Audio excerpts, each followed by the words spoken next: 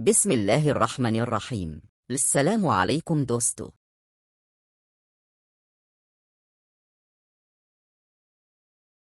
جب سے علی کو چوری کی لت لگ گئی تھی، صفائی سے جھوٹ بولنے میں اسے مہارت ہو گئی تھی۔ یہی نہیں، وہ اپنی بات پر سختی سے قائم بھی رہتا۔ آج بھی گھر میں ایک ہنگامہ برپا تھا کیونکہ علی مان ہی نہیں رہا تھا کہ ماں کے پرس میں رکھے 3000 اس نے چوری کیے ہیں۔ ثبوت کسی کے پاس نہ تھا، لیکن یقین سب کو تھا یہ رقم علی نے اپنے دوست نومی کے بیگ میں چھپا دی تھی۔ نومی کے گھر میں پیسے کی ریل پیل تھی۔ اس کے بیگ سے 3000 کی رقم نکلنا کوئی بڑی بات نہیں تھی۔ اس پر کسی کو شک بھی نہیں ہو سکتا تھا۔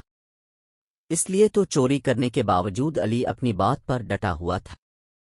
علی کی ماں نے وہ رقم بخار کے باوجود سخت محنت کر کے ایک دن میں 4 سوٹ سی کر کمائی تھی۔ اس رقم میں سے 2000 کمیٹی اور باقی 1000 سلائی کا سامان لانے کے لیے رکھی تھی۔ گھر کے کام نمٹا کر پڑوسن کو کمیٹی کی رقم دینے اور بازار جانے کے لیے جب انہوں نے اپنا پرس کھولا تو اس میں سوائے چند 100 کے کچھ بھی نہ تھا۔ وہ تو دل تھام کر رہ گئی۔ کمیٹی کی رقم دینے کی آخری تاریخ تھی اور 2 دن بعد جو کپڑے سی کر دینے تھے، اس کے لیے سلائی کا سامان بھی بازار سے لانا تھا جو گھر میں نہیں تھا۔ وہ بہت پریشان تھی۔ علی کی دادی سے بہو کی تکلیف اور پریشانی نہیں دیکھی جا رہی تھی۔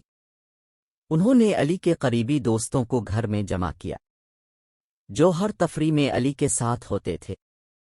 دادی اماں نے باری باری علی کے دوست سے مختلف سوال کیے لیکن مسئلے کا حل نہ ہوا۔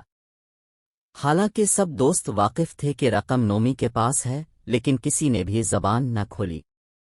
علی کے دوست بھی تقریباً اس کے ہم عمر تھے، یعنی 12-13 سال کے، اور سارے کے سارے نہایت ہوشیار، لیکن دادی اماں نے بھی اپنے بال دھوپ میں سفید نہیں کیے تھے۔ علی نے ہنس کر کہا، اب تو آپ کو یقین ہو گیا کہ چوری ہم نے نہیں کی۔ میں نے صبح بھی اب سے کہا تھا کہ خالہ ماسی پر نظر رکھا کریں۔ دادی اماں مسکرا کر خاموش ہو گئیں، لیکن کمرے سے باہر جانے کی اجازت کسی کو بھی نہیں دی۔ دادی اماں بار بار دروازے کی جانب دیکھ رہی تھی۔ اسی وقت خالہ ماسی اندر داخل ہوئی۔ سلام دادی اماں، آپ نے بلایا تو دوڑی چلی آئی، خیر تو ہے نا؟ وعلیکم السلام۔ ہاں خالہ، سچ کہو تم نے بہو کے پرس میں سے پیسے چھڑائے تھے؟ ماسی بگڑ کر کہنے لگی، اب مجھ پر چوری کا الزام لگا رہی ہے۔ حق حلال کی روزی کماتی اور کھاتی ہوں، علی کے ہوتے ہوئے مجھے کیا پڑی ہے بے معنی کی؟ جبکہ علی میاں خود ماں کی کمائی پر ہاتھ صاف کر سکتے ہیں۔ پورے 4000 نکالے تھے۔ بیگم صاحبہ کے پرس میں سے میں نے خود دیکھا تھا۔ علی نے سخت نظروں سے خالہ ماسی کو دیکھا۔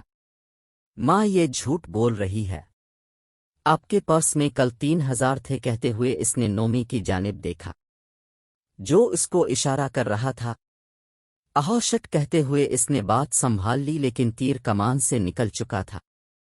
دادی اماں نے کہا، اب کچھ کہنے کی ضرورت نہیں ہے، علی دودھ کا دودھ پانی کا پانی ہو گیا ہے۔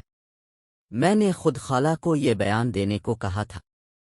برسوں سے ہمارے یہاں کام کر رہی ہے، آج تک ایک تنکا بھی ادھر سے ادھر نہیں کیا۔ اب تم اپنی ماں سے ہی نہیں خالہ سے بھی معافی مانگو گے؟ تم سے تو یہ خالہ ہی اچھی ہے جو چوری کو گناہ سمجھتی ہے، اور ایک تم ہو پڑھے لکھے عزت دار گھرانے کے افراد ہونے کے باوجود چوری اور جھوٹ جیسے گناہوں میں مبتلا ہو گئے۔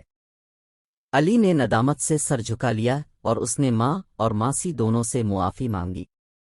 نومی سے چوری کی رقم لے کر ماں کو لٹا دی اور ہمیشہ کے لیے جھوٹ اور چوری سے توبہ کر لی۔